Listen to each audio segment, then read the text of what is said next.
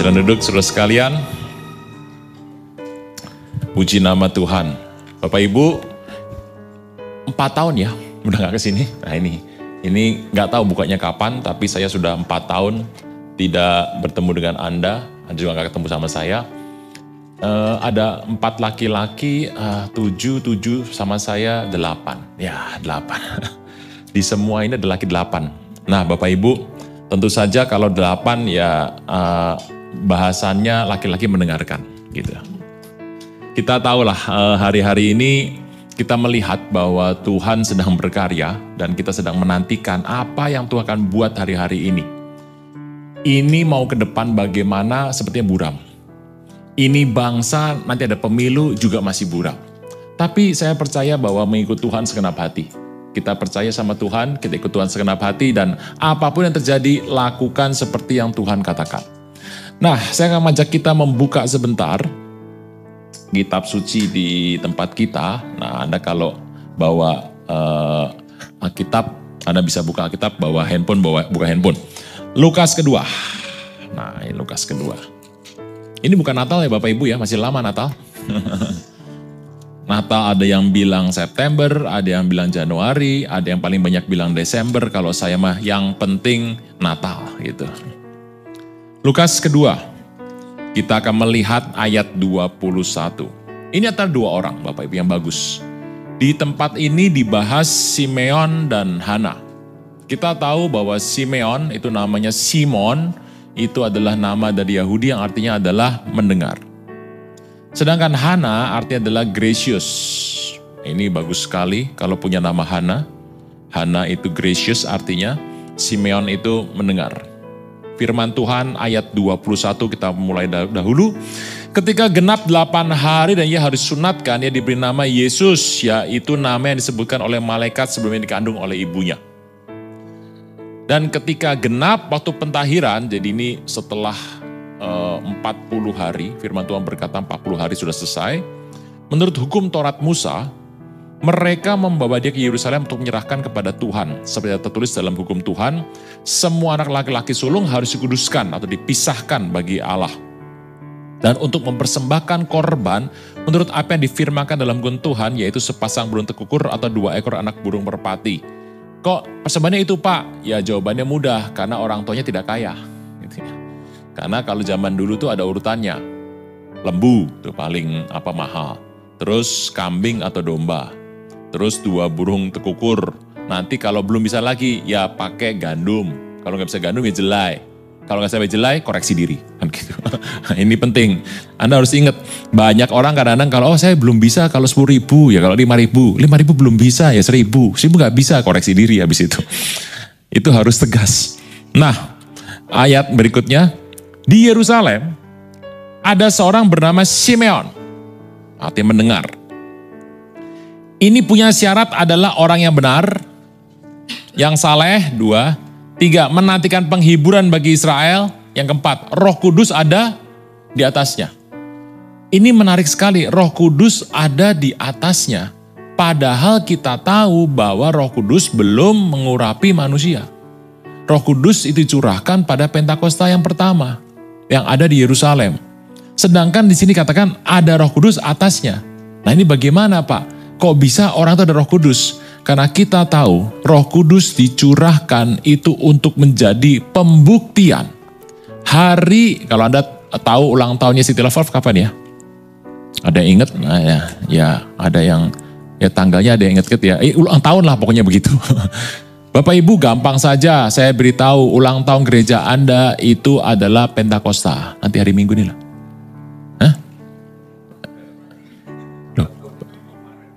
Enggak, ulang tahun itu Pentakosta. Pentakosta adalah ulang tahun gereja. Nah itu. Jadi gereja kalau lupa nggak apa-apa. Lupa, oh Pentakosta ada gitu. Kalau tanya, Jis ulang tahunnya kapan? Iya Pentakosta. Gitu. Ya, itu ulang tahun adalah berdirinya gereja. Tapi seluruh kegerakan Tuhan itu akan lahirnya adalah Pentakosta. Itu adalah gereja Tuhan.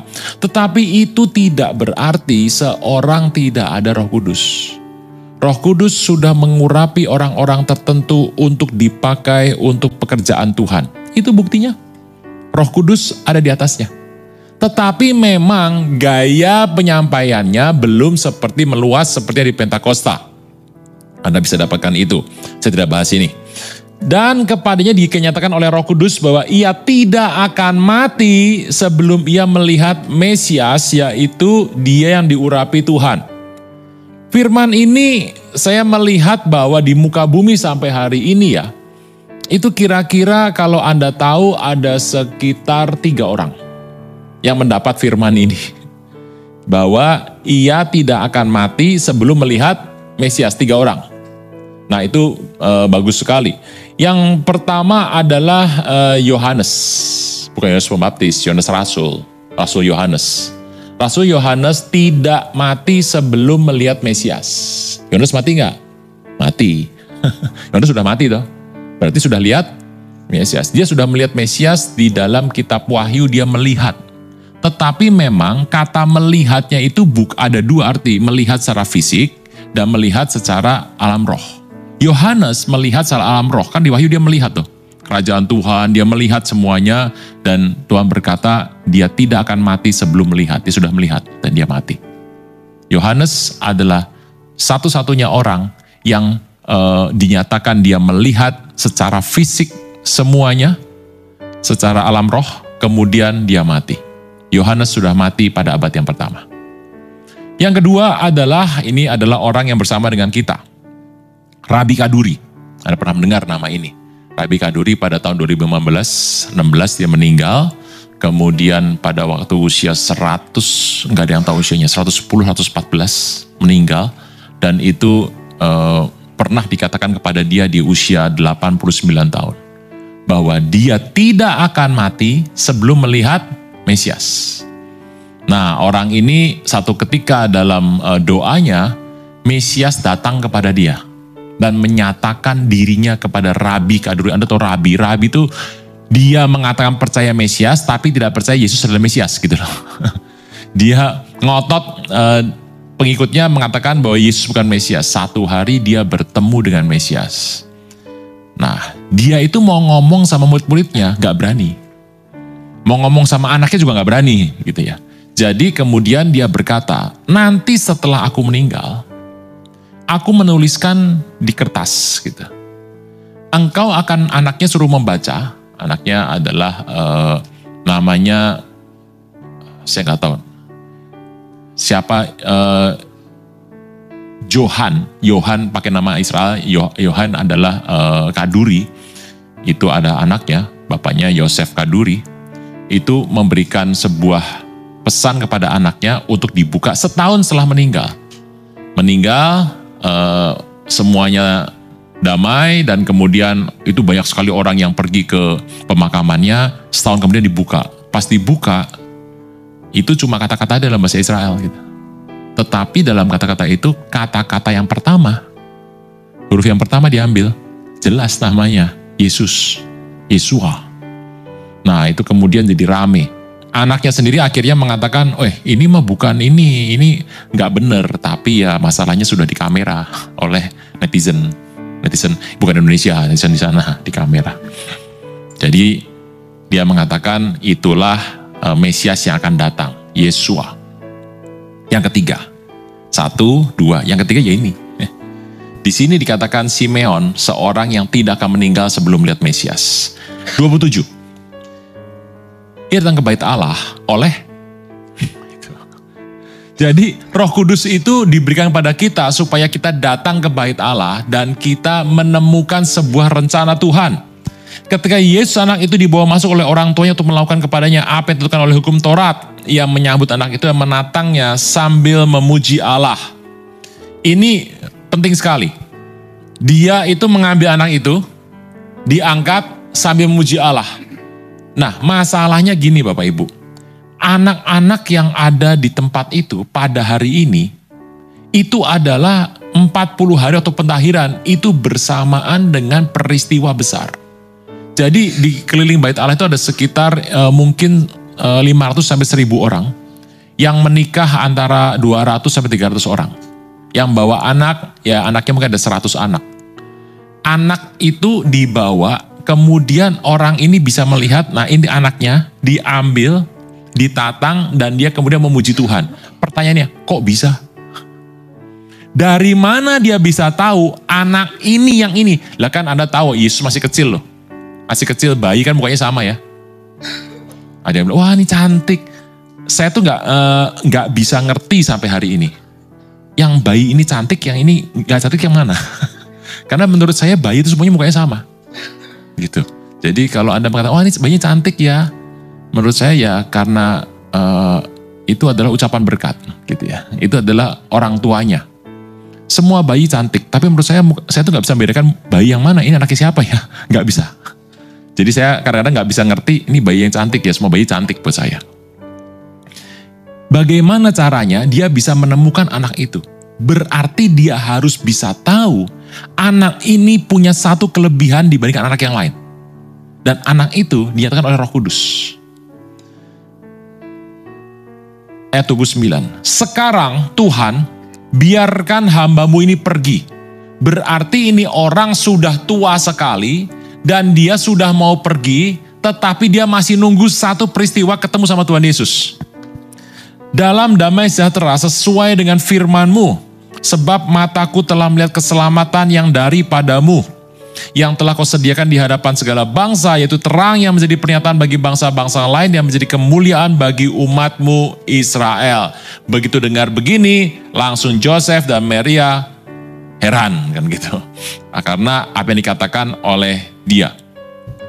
Dan Simeon memberikan satu firman kepada Maria bahwa satu hari nanti akan ada peristiwa jatuh atas dirinya, atas anaknya, dan itu membuat pedang menembus hatinya, hati Maria. Dan kata-kata itu tidak dimengerti oleh Maria. Jadi Maria itu adalah orang yang menerima segala sesuatu. Simeon, kalau kita melihat, dia adalah orang yang berharap pada Tuhan, orang yang setia sama Tuhan. Kalau Anda tanya sama saya sekarang, Pak, ini khotbah ini judulnya apa Pak? Ya, kan yang penting khotbah dulu judulnya kan gitu. Ya, Anda pasti tanya toh, ya. Oh tahu ya Pak, ya tahu. Judulnya Janda Istri Perawan. Ya itu judulnya, tulis dulu. Nanti saya belakangan, tulis dulu. Jadi janda istri, kok ngomongnya Simeon Pak? Lah nanti gitu ya. Nah, Bapak Ibu, ini satu hal yang luar biasa sekali kalau kita melihat sebuah firman Tuhan. Simeon Tuhan tentukan, jadi waktu Tuhan lahir di muka bumi, ada satu orang yang penuh Roh Kudus yang akan menatang dia dan memuji Tuhan sambil berkata dan menubuatkan hal-hal atas diri Tuhan Yesus. Dan orang itu harus yang peka, setia, benar, saleh, dan menantikan penghiburan daripada Roh Kudus. Bapak Ibu, itu adalah ciri dari Mesias. Nah, sekarang adalah orang kedua, Hana. Yang pria sudah, yang wanita. Kita melihat dalam Yohanes 7, 52, ayat 52. Yohanes 7, ayat ke-52. Ini penting. Apakah engkau orang Galilea? Selidikilah kitab suci dan engkau akan tahu bahwa tidak ada nabi yang datang dari Galilea. Anda harus mengerti bahwa Hana itu adalah seorang dari Asyer, suku Asyer. Nah, Anda mengerti kalau Anda membaca, kenapa sih suku Asyer itu kok bilang gak ada nabi dari Galilea? Kok bisa? Anda harus mengerti bahwa nabi itu yang orang Lewi itu biasanya lahir. Ini ada suku Yehuda, Simeon, ada suku Gad. Di tengah-tengahnya itu hidup orang Lewi. Jadi Anda jangan pikir orang Lewi itu punya rumah sendiri. Oh tidak, orang Lewi kalau bertugas di bait suci. Tapi kalau hidup, ya hidupnya di tengah suku-suku yang ada. Setiap suku harus menyumbangkan tanah pada orang Lewi. Orang Lewi hidup di tengah-tengah mereka. Jadi kalau kita katakan ini orang dari, Anda tahu Elkana, kan? Ya. Anda tahu lagi Hana. Itu adalah orang yang berasal dari suku Asyer, suku Gad, suku Naftali, tetapi sebetulnya dia itu adalah berasal dari Lewi. Nah, lagi pula di situ ada Hana, nabi perempuan anak Panuel dari suku Asyer, kan gitu. Ia sudah sangat lanjut usianya, sudah kawin, ia hidup 7 tahun lamanya bersama suaminya, dan sekarang ia janda berumur 84 tahun, tua sekali. Ia tidak pernah meninggalkan bait Allah, dan siang malam ia beribadah dengan berpuasa dan berdoa. Dan pada waktu ia datang ke situ, ia mengucap syukur pada Allah dan berbicara pada anak itu kepada semua orang yang menantikan kelepasan untuk Yerusalem. 2 orang ini aneh. Dia di sana berpuasa dan berdoa. Lalu tiba-tiba dia bisa menyampaikan sebuah firman atas Tuhan Yesus. Dari mana dia tahu bahwa itu adalah Mesias? 2 orang ini sudah tua 84 tahun, kalau Simeon lebih tua lagi, Simeon hidupnya hanya menantikan Mesias. Dan hari itu dia melihat, dia tahu. Bapak Ibu, Anda bisa bayangkan ya, itu rame, itu, Anda tahu bait suci, kalau bait suci itu kira-kira, Dome of Rock lebih gede ya, lebih gede dari bait suci Salomo. Itu kecil, jadi orang tuh ada di dalam, ada di luar. Dan mereka datang untuk memberikan pentahiran. Mereka datang dengan sebuah acara, itu belum dihitung kambing domba di situ. Dan imam yang motong, rame sekali. Dari mana Simeon sama Hana bisa tahu bahwa ini adalah anak itu Mesias? Roh Kudus harus memberitahu anak ini, siapa anak ini yang bisa ditangkap oleh Simeon dan Hana. Tetapi Simeon dan Hana adalah orang yang punya karakter. Orang yang memiliki dedikasi dalam hidupnya. Dia harus mendedikasikan hidupnya supaya dia bisa menangkap pesan Roh Kudus dalam kehidupannya. Bapak Ibu, pagi hari ini, siang hari ini, dedikasi kepada Tuhan adalah penting dalam hidup Anda dan saya. Anda harus menunjukkan hati Anda sungguh-sungguh sama Tuhan. Dia tidak pernah meninggalkan bait Allah. Anda tanya, Pak, jadi orangnya nggak boleh ninggalin gereja, Pak. Setiap orang punya dedikasi sama Tuhan. Jadi, apa yang Anda persembahkan sama Tuhan, orang mau bilang itu salah. Anda, termasuk Anda sendiri harus berkata, Tuhan, saya mau mendedikasi ini bagi Tuhan. Dia tidak pernah meninggalkan bait Allah. Yang meninggalkan, nggak dapat dong. Enggak, karena itu tergantung dedikasinya. Kalau Anda mendedikasi tidak meninggalkan bait Allah, itu adalah dedikasi Anda kepada Tuhan. Dan siang malam beribadah dengan berpuasa dan berdoa. Siang malam puasa dan berdoa. Saya melihat kalau begini, wah dimakan cuma sekali nih sehari. 84 tahun makan cuma sekali, kurus bener nih orang.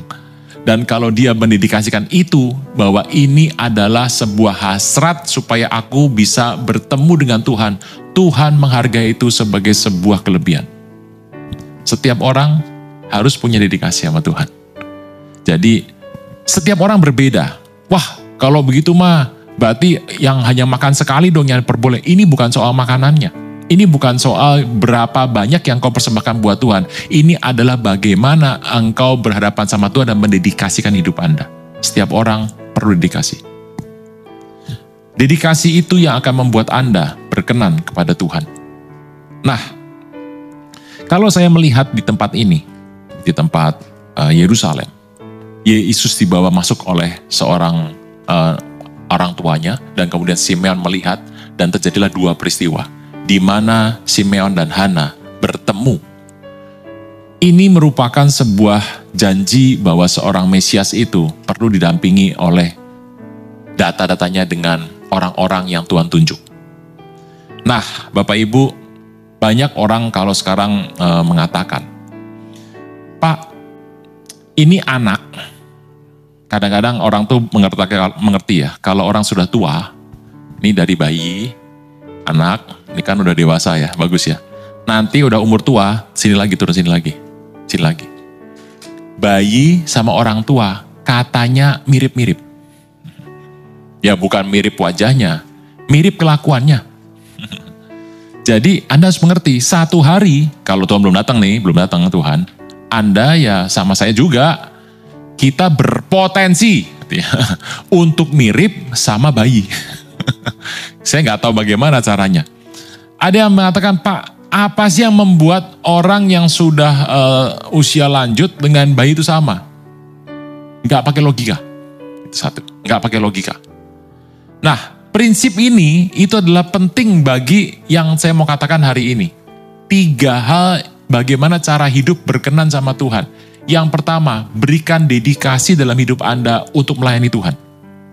Engkau harus mendedikasikan hidupmu. Engkau berdoa sendiri, tanya apa yang engkau harus berikan sama Tuhan, dedikasi apa sehingga Tuhan berkenan sama Anda. Dedikasi ini penting karena tidak menyangkut orang lain. Ini nyangkut diri Anda sendiri. Nah, Bapak Ibu, ada 3 hal yang saya mau katakan bagaimana cara hidup berkenan sama Tuhan. Karena ini Ibu banyak, gitu. Bapak-bapak cuma 8, dan Bapak nanti saja. Kapan-kapan saya khotbahkan, gitu ya.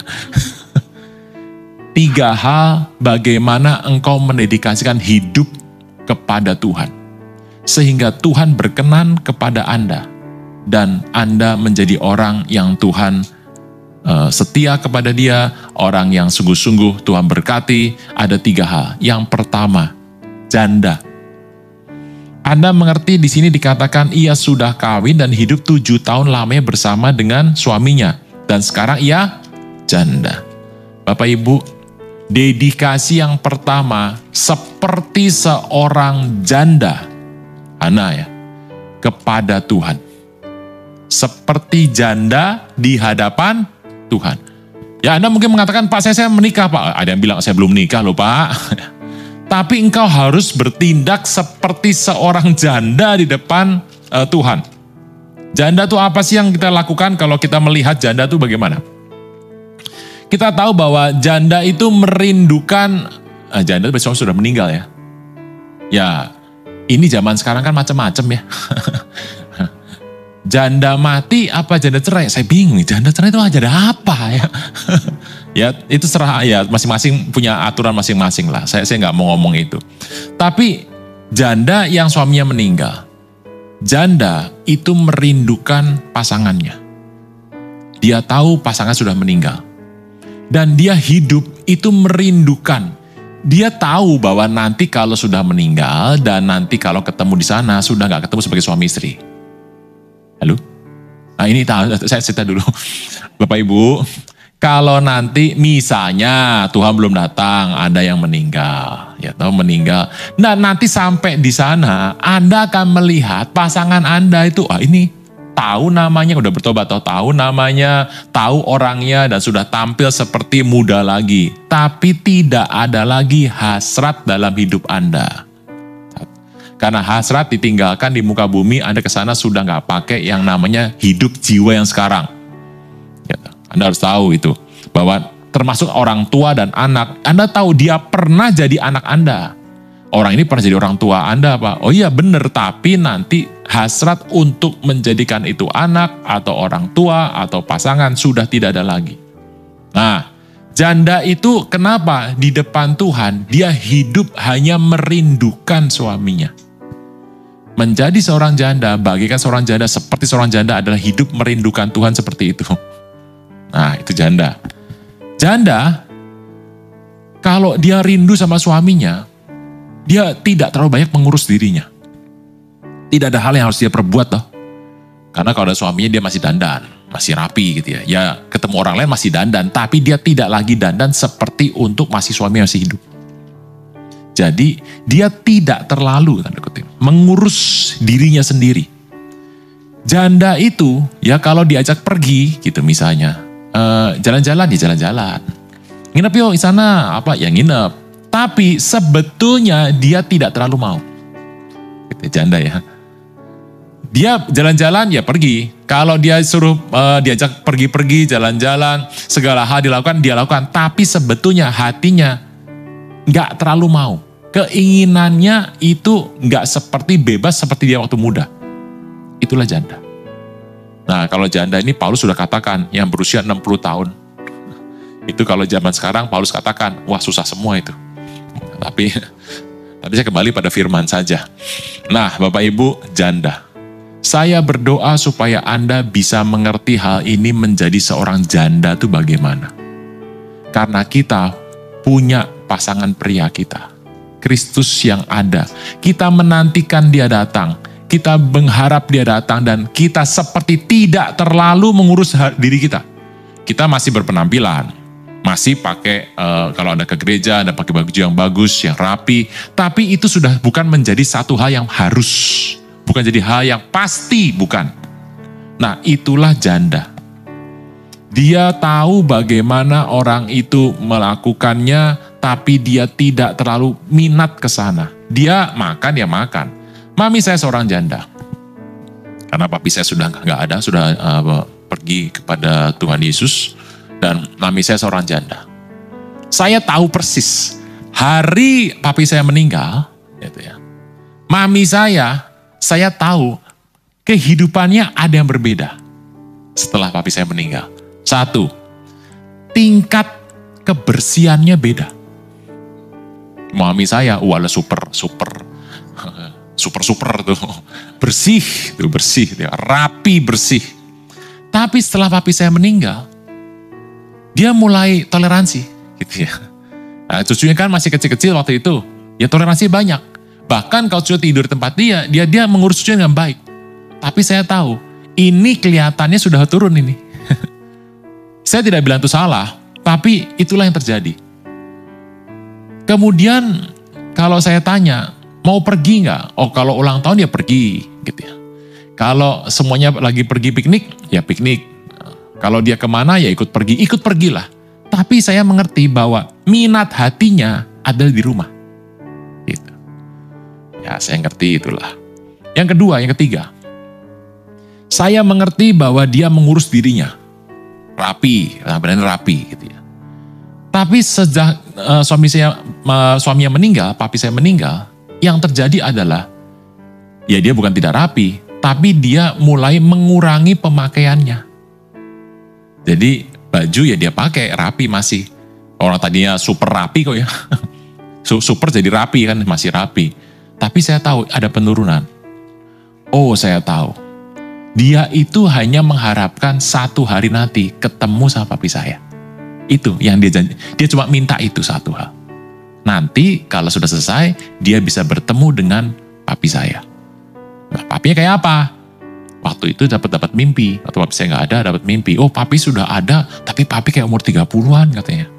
Nggak pakai kacamata lagi, sudah rapi. Papi saya meninggal dalam kondisi penderitaan ya, karena bukan cancer, tapi adalah sebuah penyakit yang diderita oleh sedikit orang di muka bumi ini. Nah, waktu dia berkata seperti itu, oh saya tahu, ini orang minat hati cuma satu. Nanti kelak dia akan bertemu dengan pasangannya. Nah, seperti itulah kita tuh hidup. Seperti itu loh kita hidup. Kita punya barang, kita punya apa, kita bisa senang, tapi satu hal. Anda tahu Elia? Anda pasti tahu Elisa. Elia sama Elisa kan double tandem nih, berdua. Yang satu bikin 16 mujizat, yang Elisa bikin 32 mujizat. Gitu ya. Apa saja? Nanti, gak usah dibahas sekarang. Bisa gak selesai nanti. Nah, Elisa ini luar biasa. Waktu ditemukan sama Elia, Anda tahu Elisa sedang mengembalakan kambing domba. 24 lembu. Anda tahu mengembalakan kambing domba yang namanya lembu sapi, itu 2 saja susahnya bukan main. Oh gampang Pak, tinggal jalan Pak pakai begini ya, coba aja kalau gitu. 2 saja lurus itu sulit, ini 24. 12 pasang dan dia mengendalikan paling belakang. Elisa itu orang yang menjaga. Dia harus bangun pagi, dia pasti orang kaya lah. Tanahnya pasti besar lah, nggak mungkin kecil. Ini PT peternakan keluarga Elisa, PT peternakan. Dia bangun pagi-pagi, dia cuci itu lembu sapi seperti nyuci mobil sama. Kemudian dia pasang pair balance-nya di situ, gandarnya dipasang dan dia harus mencuci bajaknya. Bajak harus cuci supaya tajam. Dia pasang setiap sapi. Di tengah 2 tuh, ada 12 sapi dia pasang dan dia mengendarai itu sepanjang hari. Selesai dia lepas lagi, dia taruh lagi, dia harus kasih makan karyawannya. Ini orang perhatian luar biasa. Kalau Anda tahu orang seperti ini orang adalah betul-betul seorang yang canggih dan jago, ngerti betul bagaimana dia berusaha. Elisa melakukan itu. Anda bisa bayangkan, bangun pagi melakukan itu sampai sore, setiap hari sama. Dengan kemampuan, dengan manajerial yang bagus sekali, ini adalah direksi tingkat tinggi. Satu ketika Elia lewat dan cuma gini, gulung, lempar. Udah, mending kalau ngomong gitu ya. Saya tuh berharap Elia ngomong, Elia gak ngomong, lempar. Elisa begitu melihat jubah ini, Elia kan terkenal sekali ya. Elia terkenal di Israel, gak perlu dia kenalan, gak perlu. Semua orang tahu siapa dia. Dia lari mengambil jubah itu dan berkata, izinkan aku pulang, minta restu orang tuaku. Aku akan kembali ke sini nanti. Dan Elia berkata, ya simpen aja. Ingat apa yang sudah kubuat kepadamu. Elia langsung mengasih makan karyawannya dengan lembu itu, dengan kayu bakarnya dari gandar itu. Kita tahu kemampuan orang ini dalam segala aktivitas hariannya, matanya hanya bertuju pada satu, jubah. Dia bisa bedakan itu jubah dalam kondisi dia bekerja, dan jubah itu dilempar, dia bisa lari ambil jubah itu. Jubahnya dipakai di apa, Pak? Jadi ini, Pak, jimat, Pak, bukan. Dia ambil jubahnya, kelak dia memegang jubah itu, kelak dia sendiri jadi jubah itu. Anggap ya Bapak Ibu ya. Kan ada soal film silat toh? Soal film silat kan? Wah, guru berkata kepada muridnya, engkau tidak perlu senjata yang muktahir. Engkau tidak perlu senjata yang diwariskan kepadamu. Tetapi dirimu sendiri jadi pedang, kan gitu. Dia melawan musuhnya, nggak punya senjata gitu ya. Tapi dia teringat gurunya bilang apa. Lalu mereka silat, kan gitu. Nah Bapak Ibu, itulah yang terjadi. Janda adalah seorang yang melakukan semuanya. Tetapi di balik itu semua, dia merindukan ketemu dengan Tuhan. Janda adalah yang pertama dari tiga itu. Menjadi seperti janda. Nomor 2. Istri. Janda, istri, dan perawan. Ia sudah sangat lanjut usianya. Sesudah kawin, ia hidup 7 tahun lamanya bersama suaminya. Yang kedua, dedikasi Anda kepada Tuhan adalah bagaikan seorang istri. Istri ini. Istri itu apa sih yang dilakukan? Serving. Katanya pria yang baik itu kalau melihat dari mana seorang wanita tuh pinter ngurus pria gampang. Setelah menikah suaminya buncit apa enggak? Kalau buncit, itu pinter suami, apa istrinya pinter itu. Wah kalau gitu istri saya nggak pinter ya. Apalagi kalau sudah kena pandemi di rumah terus, wah tambah buncit lama-lama. Serving, melayani, dia ngasih makan suaminya, dia yang memelihara seluruh kebutuhan suaminya, dia yang kasih. Itu yang diperbuat oleh seorang istri. Dan nomor 2, apa tugas istri? Menjaga nama baik suaminya. Menjaga nama adalah tugas seorang istri. Pak, kalau yang suami nggak benar gimana Pak? Itu khotbahnya buat laki-laki nanti saja sudah. Ini saya khotbah yang ini dulu. Serving, menjaga nama. Jadi Bapak Ibu, berkat yang melekat adalah hak nama. Nama saya Aruna Wirjologito. Istri saya Meliani. Satu aja. Setelah menikah, dia menyandang nama Meliani Aruna Wirjologito. Gitu ya. Itu adalah hak sebagai seorang istri di hadapan Tuhan. Anda itu berhak menerima semua berkat Tuhan. Karena engkau dianggap sebagai istri yang dedikasi di depan Tuhan. Nama Tuhan Yesus disandingkan di belakang namamu. Sehingga engkau berhak menerima semua yang baik, itulah berkat sorgawi. Kenapa engkau serang hidup seperti ini? Kenapa engkau terima seperti kenapa yang baik datang berhidup saya? Karena kita berlaku seperti seorang istri di depan Tuhan. Kita senangkan Tuhan, kita jaga semua yang Tuhan berikan dalam hidup kita dan kita menjaga nama baik suami kita. Hari itu Tuhan berikan namanya di belakang nama kita. Nah, dedikasi sebagai istri ini penting. Penting sekali. Jadi nomor 1 adalah hasrat kepada Tuhan. harus dedikasikan seperti seorang janda. Yang kedua, Anda dedikasikan sebagai seorang istri. Anda melakukan apapun yang diperintahkan oleh Tuhan, Anda lakukan.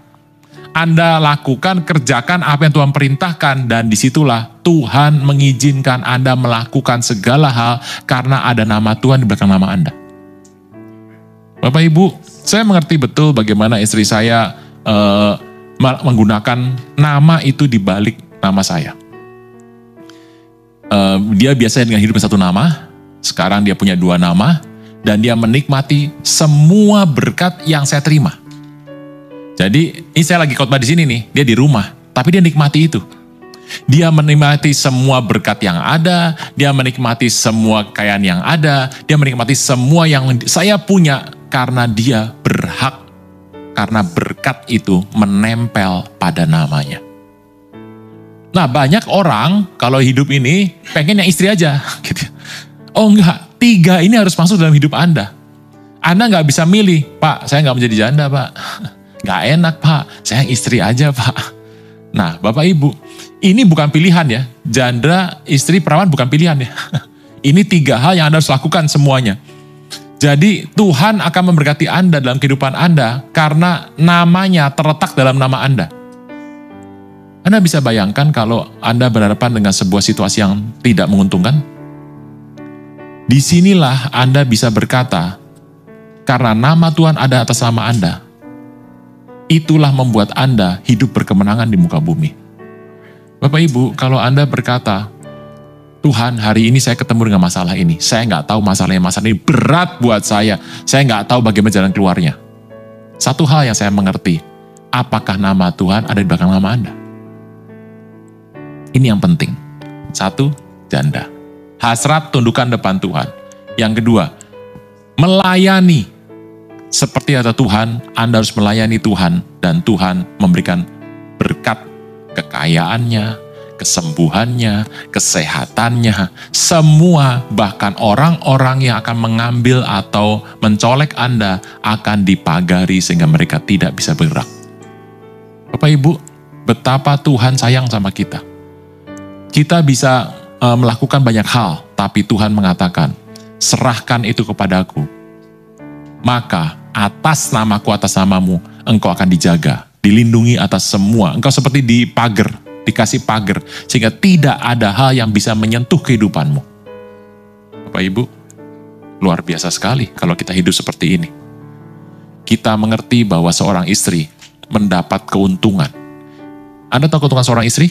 Anda bisa sebutkan ya, yang hidupnya enak ya. Wah, ya pokoknya kalau ada acara apa-apa datang aja. Sudah enak, sudah datang, sudah pakai perlengkapan, sudah menikmati semua yang enak, nggak harus beli semuanya. Dia tinggal menikmati semua yang diberikan suaminya. Ada yang bilang gini, Pak, saya nggak begitu. Ini lain. Ini lain. Anda harus dedikasikan sama Tuhan sebagai janda dan sebagai istri. Saya mengerti Bapak Ibu kalau Anda melakukan ini, hidup kita berkenan di muka bumi ini. Dan Tuhan akan memberikan kepada kita anugerah yang besar. Yang ketiga, perawan. Nah ini susah nih. Bapak Ibu, janda, istri yang perawan. Perawan adalah seorang yang menjaga kehidupannya. Dia menjaga hidupnya untuk suaminya nanti. Dia jaga hidupnya. Apa yang diperbuat seorang perawan? Dia berjaga hidupnya, dia belajar sesuatu dalam kehidupan ini karena dia tahu satu hari nanti entah kapan, dia akan menikah dengan seseorang. Kita sudah tahu siapa calon kita. Karena satu hari akan menikah, dia harus belajar, dia harus mengetahui satu hal, dia harus mengerti banyak hal yang dia harus katakan kepada Tuhan. Bapak Ibu, perawan adalah seorang yang menjaga kehidupannya tetap kudus di hadapan Tuhan. Hari ini kau mau A? Saya perawan. Seperti tidak cocok. Tidak semua hal itu baik. Gitu ya. Semua hal itu adalah kudus. Semua hal itu boleh Anda lakukan. Tapi tidak, Anda harus mengerti. Ada hal-hal yang Anda harus hindarkan. Karena Anda seorang perawan. Anda harus hindarkan. Anda harus memilih mana yang baik dan mana yang tidak baik, mana yang boleh dan tidak boleh. Karena apa? Karena Anda seorang perawan. Kalau Anda bukan perawan, ya bebas aja gitu ya. Tapi 3 dedikasi ini penting dalam hidup Anda. Anda harus menjaga hidup Anda supaya Anda tetap kudus di hadapan Tuhan.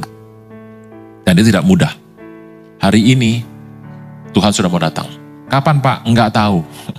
Enggak tahu kapan waktu, saya enggak tahu. Tetapi kita menjaga hati kita tetap sama Tuhan. Janda, istri, dan perawan. Dan 3 hal ini Tuhan berikan kepada hidup seorang wanita. Supaya Anda bisa membandingkan bagaimana Anda hidup sebagai seorang perawan, bagaimana hidup sebagai seorang istri, dan bagaimana jadi janda. 3 hal ini adalah hal yang Tuhan berikan supaya Anda mengerti. Ini yang Tuhan kehendaki engkau dedikasikan kepada Tuhan. Sehingga hidupmu itu berwarna. Bapak Ibu saudara sekalian. 3 dedikasi ini. Dan setelah selesai semua yang harus dilakukan menurut hukum Taurat. Kembalilah mereka ke kota kediaman, yaitu kota Nazaret Galilea. Yesus bertambah besar, menjadi kuat, penuh hikmat, dan kasih karunia Allah ada padanya. Firman ini mengatakan, Tuhan Yesus datang, ada Simeon, ada Hana. Mereka mendedikasikan hidupnya sama Tuhan. Di bidang apa dedikasi hidupnya? Hana sudah mendedikasikan hidupnya sebagai janda, istri, dan perawan. Ada pulang nanti, ada yang tanya, khotbahnya judulnya apa? Nah, janda, istri, perawan. Itu tergantung pikiran orang tuh. Kalau yang pikirannya nggak bener, wah ini menarik nih. Isinya apa? Dedikasi. Gitu ya. Bapak, Ibu, saya mengerti hari ini kita harus sungguh-sungguh sama Tuhan. Semakin dekat dengan Tuhan. Anda tahu setiap masalah, kita hadapi semua masalah. Masalah apa sih nggak datang sama kita? Tapi satu hal, Tuhan berjanji. Dia akan menyertai kita senantiasa sampai pada akhir zaman. Jika, jika ini. 1, amanat agung Anda lakukan. Pergilah jadikan semua bangsa muridku. Saya mau cerita dengan hal yang berbeda. Seraya engkau pergi, sambil engkau pergi, seketika engkau pergi, muridkanlah semua bangsa. Kalau jadikan semua bangsa muridku ada target kan? Nah, itu berat sih pakai target. Tapi muridkanlah semua bangsa. Jadi kalau Anda ke salon, siapa yang dimuridkan? Ya orang yang ke salon dan yang ngurus Anda gitu ya. Kalau Anda ke pasar, siapa yang Anda akan muridkan? Ya orang-orang sana. Dan pemuridan itu adalah merupakan satu proses. Dari yang kecil pelan-pelan. Anda nggak harus begini. Anda mau jadi Kristen ya? Oh nggak begitu Bapak Ibu. Sebuah proses dari perkenalan pelan-pelan, pola hidup yang terang, yang orang bisa melihat. Itu. 1. Seraya engkau berangkat, pergi. Kalau Anda kemana? Pagi kemana? Jalan-jalan. Kemana? Ke mall. Kemana? Ke salon. Dosa dong. Enggak, karena Tuhan berkata, kemanapun kau pergi, disitulah engkau berkarya. 2. Baptis dalam nama Bapa, Anak, dan Roh Kudus. 3. Ajarilah mereka melakukan segala sesuatu yang kuperintahkan kepadamu, supaya yang terakhir Tuhan katakan, ketahuilah aku senantiasa menyertai engkau sampai akhir zaman. Yang penyertaan itu hanya bisa dikerjakan, hanya bisa jadi kalau yang 3 dibuat. Kalau 3 nggak dibuat ya nggak bisa. Bapak Ibu, terlibatlah dalam 3 hal ini. Terlibat dalam 3 hal ini. Ini adalah sebuah tugas yang Tuhan berikan yang menjadikan Kristen sampai hari ini tetap ada. Jangan sampai putus, jangan sampai berhenti, jangan kita tidak melakukannya. 3 hal ini adalah hal yang pasti yang Tuhan kehendaki. Amin. Kita berdiri.